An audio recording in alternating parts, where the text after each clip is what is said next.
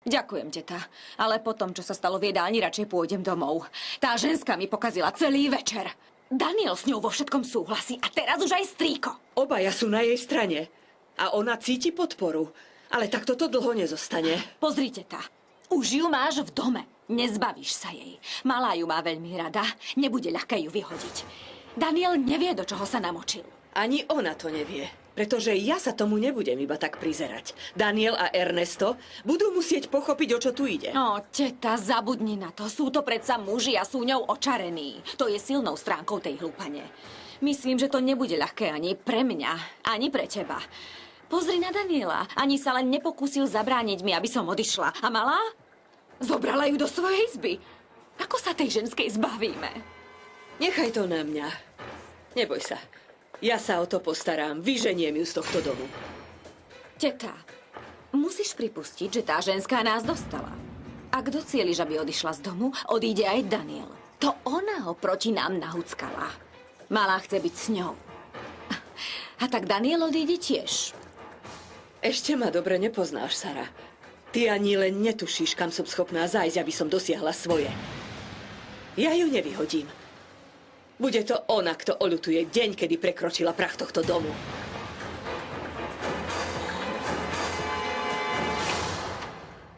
Toto je moja jaskyňa. A dávam ti povolenie, aby si do nej kedykoľvek vošla. Máš naozaj veľmi peknú izbu, Adrianita. A páči sa mi, koľko máš kníh. Priniesol mi ich ocko. Patrili mojej mame. Ale nevidím tú knihu, čo som ti darovala. To preto, lebo má špeciálne miesto. Pozri. Tu je.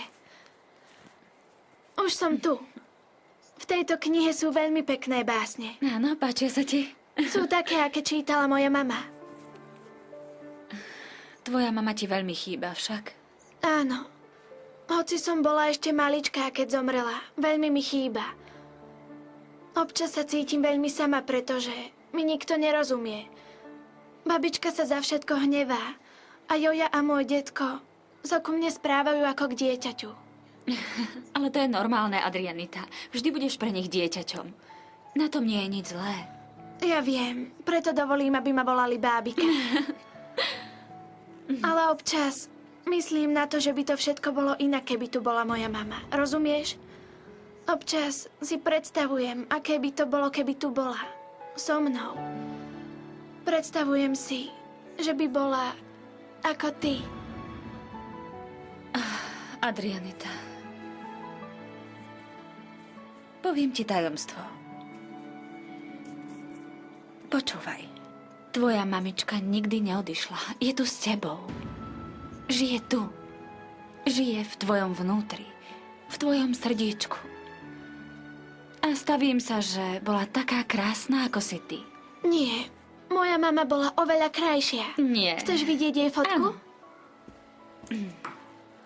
Tu je. Toto je moja mama.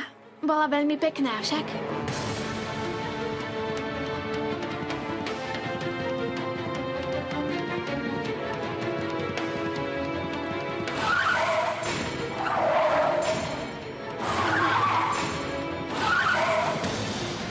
Anna. Anna, čo ti je? Anna. Ocko. Ocko. Poď sem. A neprišlo zlé, poď sem! Televízia Doma uvádza Pravá tvár vášne. V hlavných úlohách v slovenskom znení Vanda Krajčová, Peter Krajčovič, Gabriela Škrabačová Krojc, Matej Landl, Lucia Potašová, Zuzana Kocúriková,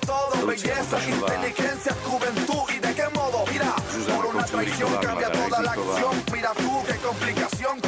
Mária Landlová, Pavel Šťastný, Jan Mistrík, Matúš Krátky, Peter Jamrich, Roman Matisko, Roman Terieňa, Pavlova, Igor Enpaský, Miroslav Trnavský, Martin Vitek, Kristina Svarinská a ďalší.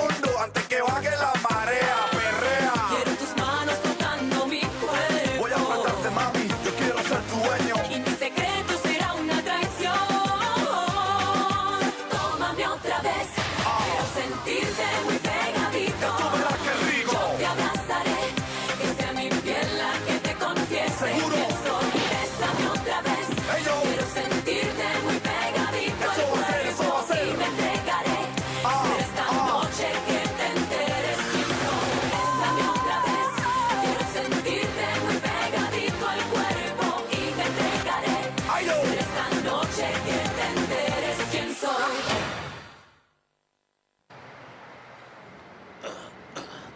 sú tí ľudia, Ricardo? Prečo ťa prenasledujú?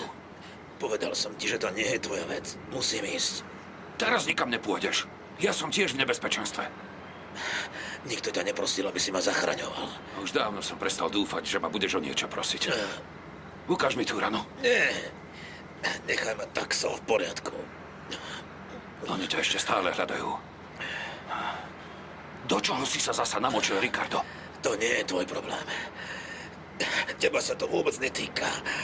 Nikdy sa ťa nič netýkalo. Tak sa nemusíš báť.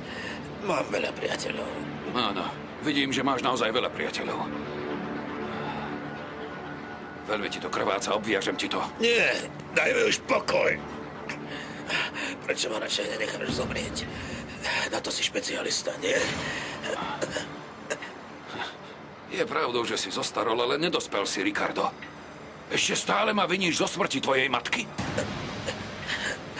Niektoré veci nezmaže ani čas. Nechal si ju zomrieť. Na to nikdy nezabudnem. Bol si významným chirurgom. Doktor Armando Rivera. Profesor. A nechal si umrieť vlastnú ženu. Len aby si neprišiel o svoj titul. Nie. Povedz mi, doktor, získal si veľa ocenení. Máš veľa peňazí. Vôbec nevieš, o čom hovoríš, Ricardo. Stále z teba hovorí ten pubertiak, ktorý odišiel z domu, keď mu umrela matka. A stále hovoríš tie isté hlúposti. Stále si nedospel, Ricardo. A vieš čo? Vo svojom živote som spáchal jediný zločin, a to ten, že som z teba neurobil čestného človeka.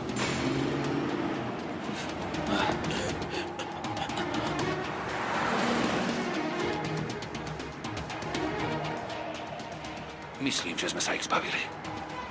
Musíme odtiaľto zmiznúť. Ricardo?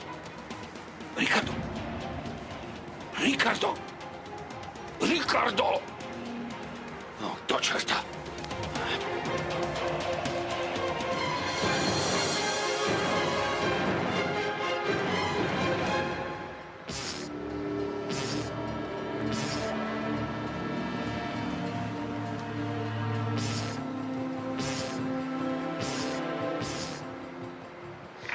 Identifikovali ste ich. Koľko ich?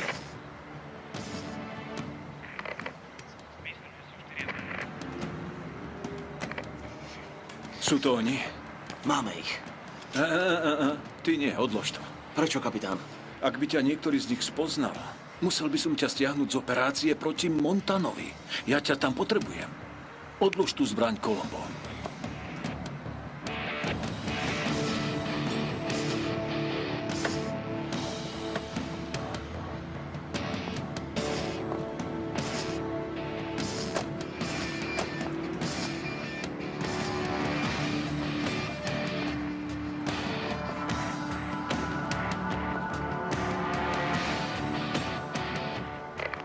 Čakajte, na to, aby som ich mohol zatknúť, si musím byť 100% istý, že v tom aute majú drogy. Potrebujem dôkaz. Nemôžem ich zatknúť, pretože sa prišli vyčúrať do depa.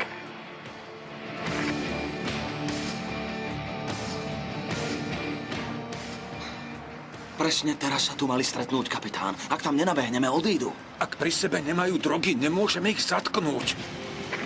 Poďme, no tak rýchlo, zistite, či sú tam tie drogy. Tak poďme, potrebujem dôkaz, poďme.